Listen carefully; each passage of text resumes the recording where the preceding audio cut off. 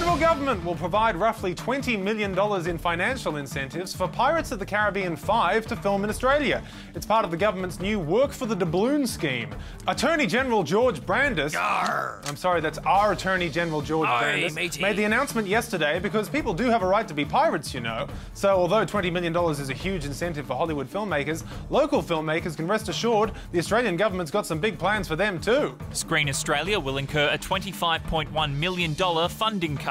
Sorry, Australian filmmakers, you've got to cut back. The days of 10 canoes are over. That'll be just one canoe from now on, thank you very much. But of course, the new Pirates film will create jobs here, especially for those with skills in making unnecessary sequels. Singers Tom Jones and Olivia Newton-John will perform at this year's AFL Grand Final. As for current chart toppers, they can look forward to their chance to perform at the final in 2050.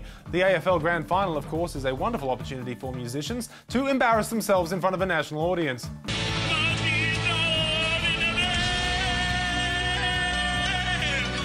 And speaking of Joneses with beautiful voices, Sydney radio shock jock Alan Jones has been cast in Opera Australia's musical Anything Goes. Jones is a good choice for the show, which first opened in 1934, as that was the year many of his listeners turned 21. In the show, Jones will play the captain of the SS American, and he'll make a good captain, unless of course Julia Gillard's on board. And quite frankly, they should shove her and Bob Brown in a chaff bag and take them as far out to sea as they can, and tell them to swim home.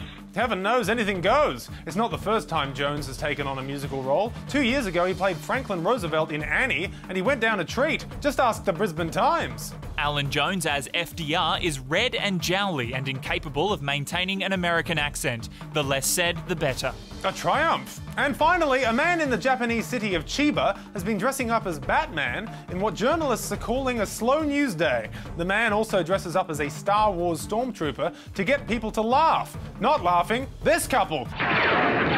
For the roast, I'm Mark Humphries. Subscribe or Tom gets it! Wait, that's not gonna work.